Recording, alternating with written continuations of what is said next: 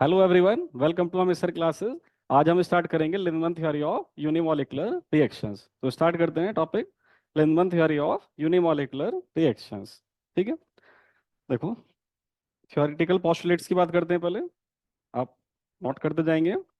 सबसे पहले लिखते हैं हम the reactant molecules. First postulate, the reactant molecules acquire activation energy by making collisions with each other. Means molecule आपस में एक दूसरे से कोलाइड करते हैं और एक्टिवेशन एनर्जी गेन करते हैं, और एक मॉलिक्यूल कोई एक्साइटेड हो जाता है। ठीक है, and this is the process of activation. इसको बोलते हैं हम प्रोसेस ऑफ एक्टिवेशन। और रेट कांस्टेंट सपोज हम ये K1 मान लेते हैं। अब जो एक्टिवेटेड मॉलिक्यूल होता है, एक्चुअली इट में disappear by either of the two processes. One is deactivation process और second is decomposition process. This deactivated molecule either may further undergo collision with another less energetic molecule and it will get deactivated, or it may undergo product formation also, that will be the decomposition process. तो अगला step हो जाता है कि इसी का reverse कर देंगे आप। Deactivation process, rate constant K2, तो ये हो जाएगा A+A, और इसको बोलेंगे हम डीएक्टिवेशन प्रोसेस, डीएक्टिवेशन। और the activated molecule may also undergo product formation। ठीक है, rate constant suppose K3, this is the decomposition process, decomposition process. अब बस इसके लिए हम रेट लॉ ड्राइव करेंगे। और आप ध्यान से देखो, ये लगभग जैसे एसएससी वाले क्वेश्चन के थे, इस तरह का क्वेश्चन है। हम सबसे पहले क्या करेंगे, स्लो स्टेप से रेट लिखेंगे और उसके बाद इंटरमीडिएट से रेट लॉ को इंडिपेंडेंट करने वाले हैं। ठीक है, और आप ध्यान से देखिए, first two step combine together क्या जनरेट कर रहे हैं, दिस इज इक्विलिब्रियम स्टेप। यदि आप पहले दो स्टेप को कंबाइन करके लिखते हैं तो देखो A+A से A*+A बना है, और रिवर्स स्टेप में A*+A से A+A बन गया है। तो ये एक रिवर्सिबल स्टेप है, इक्विलिब्रियम स्टेप है। And we know very well that equilibrium process is always fast. ठीक है, ये फास्ट स्टेप होगा जो रिवर्सिबल स्टेप है। तो कंपेरेटिवली ये वाला स्टेप स्लो हो जाएगा। A*to P will be comparatively slow step, K3। तो क्वेश्चन की स्टार्टिंग कहां से करना होगा, सबसे पहले हम स्लो स्टेप से रेट लिखेंगे, थर्ड वन से। तो स्टार्टिंग यहां से कर रहे डेरिवेशन की, रेट विल बी K3A*। ठीक है, अब ये क्लियर दिख रहा है। A* यहाँ पर क्या है, एक अनस्टेबल इंटरमीडिएट है, तो इसको एलिमिनेट करते हैं by using SSA, apply steady state approximation on A*। और ये आपको पहले बताया था कॉन्जिक्यूटिव रिएक्शंस में, रिकॉल करो आप। जिस कंपोनेंट पर हम SSA अप्लाई करते हैं, दैट मीन्स उसका रेट ऑफ फॉर्मेशन उसके रेट ऑफ डिफॉर्मेशन के इक्वल लिखना होता है, वहां आपको बताया था ये। SSA means steady state approximation. तो हम ये प्रॉपर्टी यूज करेंगे, rate of formation of A* will be equal to its rate of deformation। आप पूरा वर्ड लिखेंगे, rate of formation and rate of deformation of A*। अब देखेंगे A* का फॉर्मेशन कहाँ है, पहले स्टेप में, तो उसका रेट क्या हो जाएगा, K1A² equals deformation second step में हुआ है K2A*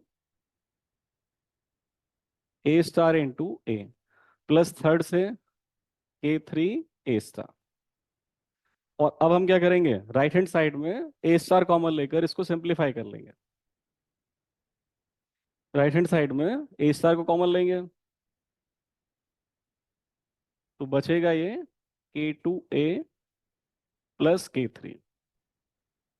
और अब ये सब इसके फॉर्मूले आएंगे, तो हमको इस तरह से A* की स्टेडी स्टेट कंसंट्रेशन मिल जाएगा, and this is what K1A² divided by K2A+K3। Now put this value of A* concentration in equation number 1, we will get the rate law।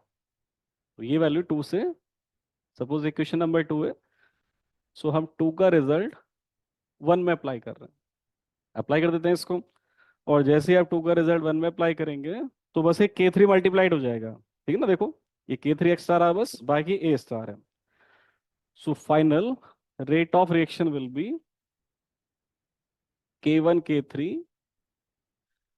A square by K2 A plus K3। ठीक है, this is the final result for the Lindeman theory of unimolecular reactions. अच्छा, इससे एक important result और बनता है, वो देखते हैं। एक्सप्रेशन कंप्लीट है। बस अभी देखो, आपको दो कंडीशन देगा। केस फर्स्ट, क्वेश्चन के ओरिएंटेड एक डिस्कशन देख रहे हैं। When pressure is very low, देखो जो प्रेशर लो होगा तो कंसंट्रेशन वाला जो टर्म होगा ना, ये भी मच लेसर होगा K3 से। डिनोमिनेटर में हम इस क्वांटिटी को नेगलेक्ट कर सकते हैं। रीजन, प्रेशर और कंसंट्रेशन डायरेक्टली एक दूसरे के प्रोपोर्शनल होते हैं। बहुत सिंपली पढ़ते हैं ना, पीवी इक्वल टू एनआरटी। तो P इक्वल टू क्या, N by V R T.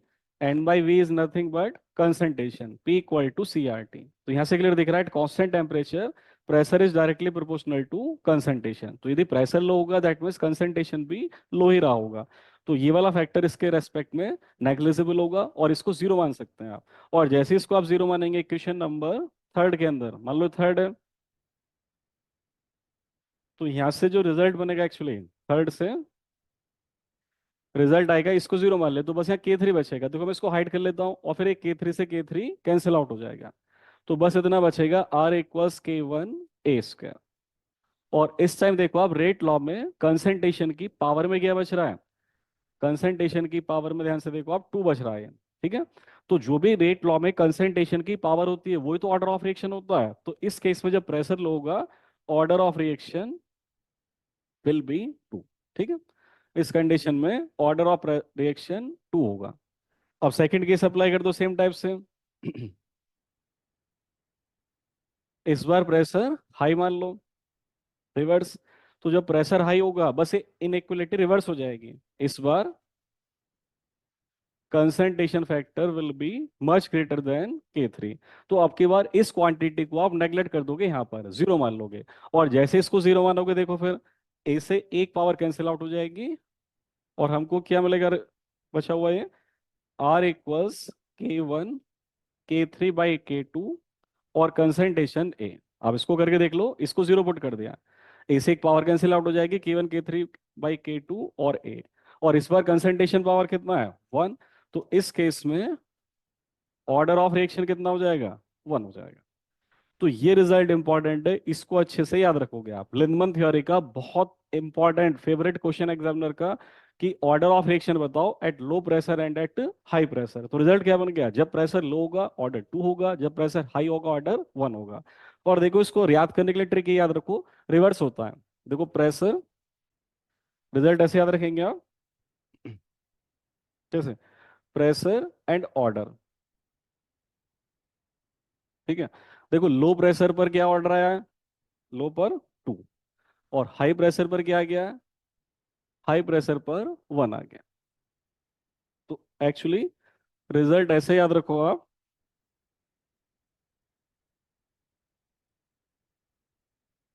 Low pressure पर सेकंड ऑर्डर और हाई प्रेशर पर फर्स्ट ऑर्डर। मतलब आप उल्टा याद रखो, कम प्रेशर ज्यादा वाला ऑर्डर, ज्यादा प्रेशर कम वाला ऑर्डर, मतलब रिवर्स होता है। लो प्रेशर पर हाई ऑर्डर, हाई प्रेशर पर लो ऑर्डर, और 1 और 2 के बीच में ऑर्डर इसमें होता है। ठीक है ना, लिंडमैन थ्योरी में। So this is all about the expression, rate law expression and order of reaction for a Lindemann theory of unimolecular reactions. अब एक क्वेश्चन अप्लाई करेंगे, पर एक्चुअली जिस तरह का क्वेश्चन आजकल एग्जाम में आ रहा है ना, नेट में, गेट में, या किसी भी एग्जाम में, उसके ओरिएंटेड एक रिजल्ट और ड्राइव कर लेते हैं। हम इक्वेशन नंबर 3 को फर्दर मॉडिफाई करने वाले हैं। इक्वेशन नंबर 3 को देखो, अभी रिजल्ट हमने ड्राइव किया था, फाइनल रेट आया था R equals K1 K3 A square. एक रिजल्ट और ड्राइव करते हैं क्वेश्चन ओरिएंटेड, क्वेश्चन उससे काफी पूछे जाते हैं। और बाई K2A प्लस K3, एक बार क्रॉस चेक कर लेते हैं। फाइनल रेट लो हमारा यही आया था, K1 K3 A square by K2A plus K3। सही लिखा है, K1 K3 A square by K2A plus K3। अब देखो थोड़ा सा मॉडिफिकेशन ऐसे करते हैं इसमें, R equals K1 K3 A divided by K2A plus K3 और A। देखो क्या चेंज किया है, हमने इस a पावर 2 को अलग अलग ब्रेक करके लिख दिया, एक ही एक पावर इधर लिख दिया और एक ही एक पावर इधर लिख दिया, लिख सकते हैं। अब भी तो a का स्क्वायर ही ना, 1 + 1 स्क्वायर। और ये जो क्वांटिटी है हम, आप ऐसे देखो R इक्वल टू कंसंट्रेशन है, ये फर्स्ट ऑर्डर काइनेटिक्स है, तो उस टाइम पे ये रेट कांस्टेंट की तरह बिहेव करेगा, तो इस पूरे को हम एक कांस्टेंट मान लेते हैं के इफेक्टिव, इफेक्टिव रेट कांस्टेंट इस कंप्लीट को, और कंसंट्रेशन ए। ठीक है, और ये रिजल्ट इक्वेशन नंबर, ये थर्ड था दिस वन, तो इसको फोर्थ डाल दो। इक्वेशन नंबर देख लेना आप, कोई चेंज है तो अपने अकॉर्डिंग आप सही कर लेना। ठीक है ना, मे बी कोई इक्वेशन नंबर बीच में गलत डाल दिया तो आप सही कर लेना। और ये के इफेक्टिव ए हो गया, आप इसको डिफाइन कर देंगे वेयर, हमने के इफेक्टिव किसको सपोज किया, दिस के effective is in place of k1 k3 a divided by k2 a और प्लस k3। ठीक है, k2 a plus k3, question के ओरिएंटेड इसको और मॉडिफाई करते हैं अभी।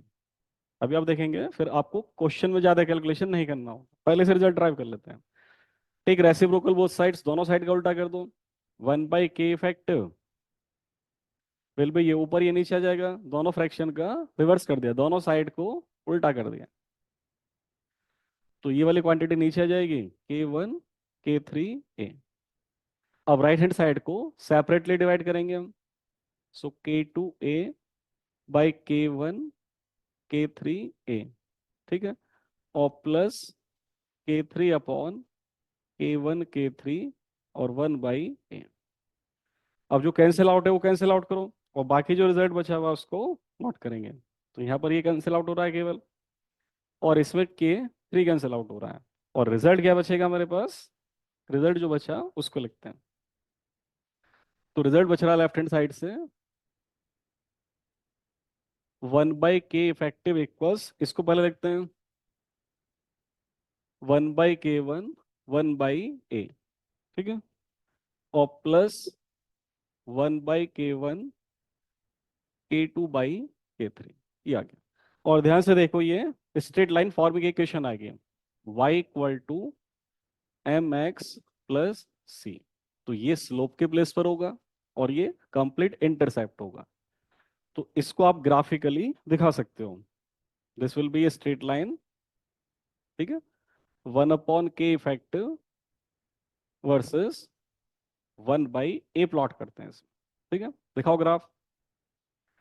और ये सारे कांस्टेंट जनरली पॉजिटिव ही होते हैं, तो स्लोप भी पॉजिटिव है और इंटरसेप्ट भी पॉजिटिव है, और ये ट्रिक आपको बता रखे थे, यदि स्लोप पॉजिटिव तो ऐसा ग्राफ होगा, और इंटरसेप्ट पॉजिटिव दैट मीन्स ये अपर वाली एक्सिस को ऊपर कट करेगा, तो ऐसा ग्राफ दिखा देंगे केवल। Graph will be like this, positive slope with positive intercept. Graph plot करना मैंने आपको अलग से सिखाया हुआ था, बेसिक मैथमेटिक्स में आप देख लेना, वीडियो पड़ी हुई है प्लेलिस्ट में, ग्राफ प्लॉट करना सिखाया था अच्छे से। ठीक है, तो ये स्ट्रेट लाइन इस तरह की आ जाएगी, और स्लोप का फॉर्मूला ये होगा, इंटरसेप्ट ही होगा, ये रिजल्ट भी याद रखने होंगे आपको। Slope is 1/k1 and intercept is 1/k1 k2/k3। ठीक है, अच्छा एक चीज और ध्यान रखेंगे आप, स्लोप का फॉर्मूला dy/dx भी होता है, स्लोप का फॉर्मूला dy/dx भी होता है, और dy/dx मीन्स, ठीक है, स्लोप का फॉर्मूला dy/dx भी होता है, और dy/dx means y2 - y1/x2 - x1, ये स्लोप का रिजल्ट है। और ध्यान से देखो आप, यहाँ पर y वेरिएबल क्या है, देखो ऊपर वाला जो पैरामीटर होता है ये y पैरामीटर होता है, लोअर एक्सिस पर जो होता है वो x पैरामीटर होता है। तो आप स्लोप 1/k1 को एक और तरीके से लिख सकते हैं, y2 में से इसका second reading 1/k effective 2 minus इसका फर्स्ट रीडिंग 1/k इफेक्टिव 1। ठीक है ना, y2 - y1 अपॉन नीचे वाला variable x2 - x1, that means 1/a2 - 1/a1। Actually इससे भी ना नेट एग्जाम में काफी क्वेश्चन पूछे हुए हैं। देखो इंटरसेप्ट का तो अलग था, ये वो है ऑलरेडी, वो नीचे लिखा हुआ है। इंटरसेप्ट आया था कितना, 1/k1 k2/k3। बट आप इस रिजल्ट को बहुत अच्छे से याद रखेंगे, most important one, recent exam में स्पेशली नेट में इस फॉर्मूले से क्वेश्चन काफी आ रहा है, मोस्ट इंपॉर्टेंट। ठीक है, ये स्लोप का फॉर्मूला है। 1/k1 will be 1/k effective 2 minus 1/k effective 1, 1/a2 minus 1/a1। ठीक है, कंप्लीट है। अब क्वेश्चन देखते हैं। जो क्वेश्चन आया था, देखो ये क्वेश्चन पूछा हुआ था, आइसोमराइजेशन ऑफ साइक्लोप्रोपीन, लिनवन मैकेनिज्म दिया हुआ है, हाई प्रेशर लिमिट दिया हुआ है। ये ध्यान रखेंगे, इसमें क्वेश्चन में हाई प्रेशर ऑलरेडी दिया हुआ है आपको। ठीक है, the ratio of the rate constant of activation to deactivation. अब देखो सेटअप आपको पहले से पता है। जब आप देखते हैं एक्टिवेशन क्या था, ये एक्टिवेशन वाला स्टेप था K1, ये डीएक्टिवेशन था K2, और प्रोडक्ट फॉर्मेशन का रेट कांस्टेंट क्या माना था हमने, K3। अब जो रीडिंग दिया हुआ उसको लिखते हैं पहले। The ratio of the rate constant of activation to deactivation means K1/K2 दिया हुआ है एक तो, K1/K2 हमको 10 दिया हुआ है। ठीक है, और दूसरा रेशियो प्रोडक्ट फॉर्मेशन में K3 टू डीएक्टिवेशन K3/K2 भी दिया हुआ है। देखो ये प्रोडक्ट फॉर्मेशन का रेट हो गया, दैट मीन्स K3, और डीएक्टिवेशन कौन सा स्टेप है, K2 भी दिया हुआ है, यानी K3/K2। K3/K2 हमको कितना दिया हुआ है, ये 15 दिया हुआ है। ठीक है, और पहला वाला क्लियर देख लो आप, the ratio of rate constant of activation means activation का K1 होता है, तो K1 का रेशियो किसके साथ दिया हुआ है, इस K1 का रेशियो किसके साथ, डीएक्टिवेशन बैकवर्ड यानी कि K2। K1/K2 था पहली रीडिंग, और सेकंड रीडिंग K3/K2 था। ठीक है, और ये K इफेक्टिव रेट कांस्टेंट है, this is the K effective rate constant 150। सही है, और हमसे कौन सा रेट कांस्टेंट पूछा हुआ, find the rate constant for deactivation, that means we have to answer K2। हमें K2 का आंसर बताना। आप क्वेश्चन देख लो, लैंग्वेज के अकॉर्डिंग K1/K2 दिया हुआ था 10, K3/K2 15 दिया हुआ था। ये रीडिंग ऐसे लिख दिया है, ये इफेक्टिव रेट कांस्टेंट दिया हुआ है, और हमको आंसर करना rate constant for deactivation process. ठीक है, तो आप देखो रिजल्ट क्या है हमारे पास, के इफेक्टिव। क्वेश्चन एक्चुअली यहाँ से था, के इफेक्टिव का रिजल्ट देखो, ये रिजल्ट है हमारे पास, के इफेक्टिव इक्वल्स टू K1/K3A, ठीक है, बाई K2A+K3। इसको लिख लेते हैं, we have the effective rate constant result as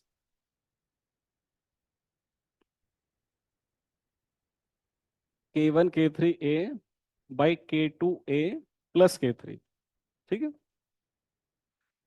और एक चीज आपको दिया हुआ है क्वेश्चन में, हाई प्रेशर, तो आपको बताया था जब प्रेशर हाई होगा तो जो कंसंट्रेशन वाला टर्म है, अभी डिस्कशन किया था ना, हाई प्रेशर पर कंसंट्रेशन भी हाई आप कंसिडर कर सकते हैं। तो जो ये के फैक्टिव का फॉर्मूला लिखा हुआ है, हाई प्रेशर पर ये वाला फैक्टर वेरी हाई होगा कंपेयर टू K3, तो इस K3 को हम नेग्लेक्ट भी कर सकते हैं। करेक्ट है, पर कब, जब हाई प्रेशर, वो क्वेश्चन में दिया हुआ था, अभी डायरेक्शन में आपको कराया था। तो इसको जीरो मान लेंगे, और जैसे ही आप इसको जीरो मान लेंगे तो इस ए से देखो ए भी कैंसिल आउट हो जाएगा। तो उस केस में के इफेक्टिव का आंसर क्या बचेगा, एक बार मैं लिख के दिखा देता हूँ, K1/K3/K2, और देखो इस वाले ए से ये वाला ए कैंसिल आउट है, ये ए से ही कैंसिल आउट हो जाएगा। तो के इफेक्टिव का ये रिजल्ट बचने वाला है बस। अब देखो मैं यहाँ क्वेश्चन सॉल्व कर देता हूँ। ये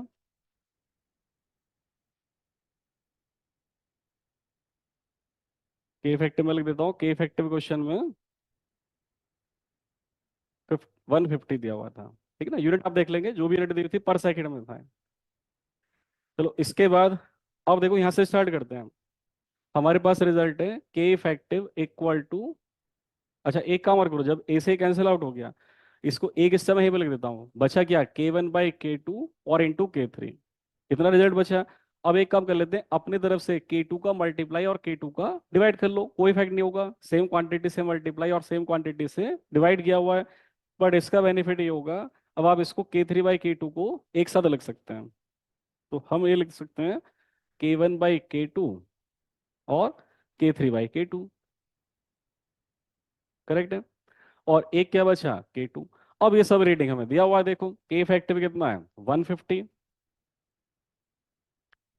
के इफेक्टिव की रेटिंग हमें 150 पर सेकंड दिया हुआ था, क्वेश्चन में गिवन है बहुत क्लियर 150। K1/K2 देखो, K1/K2 कितना है 10,